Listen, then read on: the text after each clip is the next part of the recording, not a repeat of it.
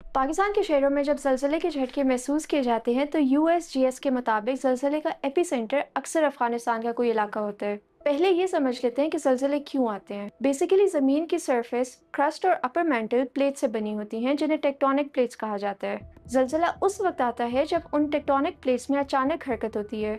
जिस मकाम पर टेक्टोनिक प्लेट्स एक दूसरे से टकराती हैं वहाँ फॉल्ट लाइंस या फ्रैक्चर्स वजूद में आते हैं। अब बात करते हैं कि अफगानिस्तान में इतने ज़लज़ले क्यों आते हैं। अफगानिस्तान में हर वक्त ज़लज़लों का खतरा इसलिए भी रहता है क्योंकि ये मुतादिद फॉल्ट लाइंस के ऊपर वाक़ है, जहाँ इंडियन और यूरेशियन टेक्टोनिक प्लेट्स आपस में मिलती हैं। अफगानिस्तान में ज़लज़ले से नुकसानात की दूसरी बड़ी वजह वहाँ की कमज़ोर इमारतें हैं। यहाँ ज़्यादातर घर मिट्टी की ईंटों के या कमज़ोर कंक्रीट से बने होते हैं जो ज़लज़ला बर्दाश्त करने की सलाहियत नहीं रखते।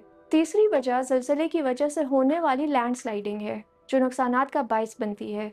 लैंडस्लाइडिंग की वजह से सड़कें ब्लॉक हो जाती हैं, जिसकी वजह से इमदादी टीमों को मुतासरा इलाकों में पहुंचने में मुश्किलात का सामना करना पड़ता है।